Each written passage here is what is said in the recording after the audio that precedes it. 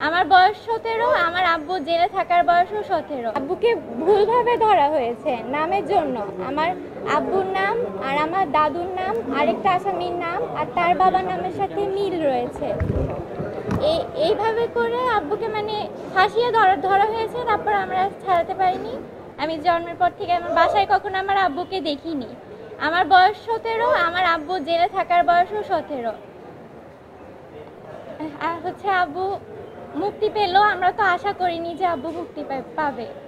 আমাদের দ্বিতীয়ভাবে দেশ স্বাধীন হলো, পরিবর্তনের কারণে আমরা ন্যায় বিচারের আশা করেছি। হ্যাঁ, আর এখন আব্বুকে পেয়ে অনেক খুশি। কে বাবাকে পেয়ে খুশি হবে না? বাবার সাথে আমি যখন ক্লাস 6-এ পড়ি তখন একবার দেখা হয়েছে জেলে। এখন আমি ইন্টার ফার্স্ট ইয়ারে পড়ি। নামটা বলো তোমার? আমার নাম সাফা জুমাইনা। তোমার বাবার নাম কি আর কি হয়েছে ঘটনা? বাবার নাম জাহাঙ্গীর আলম। ইসলামী বিশ্ববিদ্যালয়ের ছাত্র ছিলেন। তারপরে উনি আমার বাবার ব্যবসা দেখাশোনা করতেন। হঠাৎ করে আমার ভাইয়াকে অ্যারেস্ট করা হয়। আমরা কিছু বুঝে উঠতে পারিনি তখন।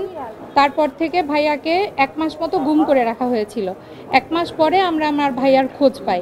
1 মাস মতো আমরা হন্যে হয়ে খুঁজেও কোথাও আমার ভাইয়ার কোনো হদিস পাইনি। তারপরে এতদিন ধরে মামলা চলছে। আমরা আশা করেছিলাম জজ কোর্টেই আমরা খালাস পাবো, কিন্তু 2018 সালের যে রায় হয় সেখানে আমরা আমাদের ন্যায় বিচার, প্রত্যাশিত বিচার আমরা পাইনি। ঘটনার দিন আমার ভাইয়া সহ আমরা সবাই, যে ঘটনাটা ঘটে 21শে আগস্টে, সেই দিন আমরা সবাই একসাথে উপস্থিত থেকে টিভিতে আমরা সংবাদটা দেখেছিলাম এবং সেই দিনে দোকানে আমার ভাইয়া সারাদিন বেচা কেনা করেছিল। সেখানকার সাক্ষীও পেশ করা হয়েছিল, কিন্তু তারপরেও আমরা ন্যায় বিচার পাইনি। দীর্ঘদিন পরে হাইকোর্টে আপিল করার পরে আমাদের বিজ্ঞ আইনজীবী উনি আমরা সহায়তায় দেশের পট পরিবর্তনে আমরা ন্যায় বিচার পেলাম। ধন্যবাদ সবাইকে। জেনারেল রেজাকুল হায়দার, ব্রিগেডিয়ার আব্দুর রহিম যিনি কারাগারেই মারা গেছেন, আব্দুল সালাম পিন্টু এবং আরও অনেকে। এর সাথে একজন ছিল কুষ্টিয়ার জাহাঙ্গীর আলম। এই জাহাঙ্গীর আলমকে নামের ভুলের কারণে তাকে 17 বছর কন্ডেম সেলে থাকতে হয়েছে।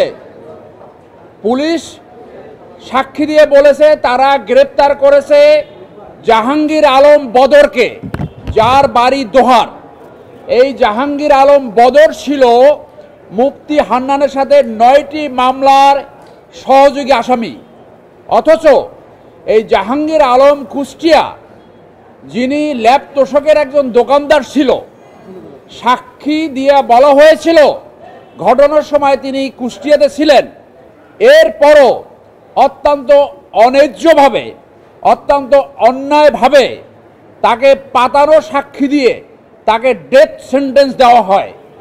17 বছর তিনি এই কন্ডেম সেলে ছিলেন। আজকে আমরা ন্যায় বিচার পেয়েছি। আমার ডান পাশে যে মেয়েটি আপনারা দেখছেন, তার বয়স ছিল তখন 4 মাস। 4 মাস সময়ে তার বাবা অন্যায়ভাবে মিথ্যা মামলায় গ্রেপ্তার হয় এবং এখন সে মুক্তি পেয়েছে। আজকে এই মেয়েটা খুশি, ন্যায় বিচার পেয়েছে।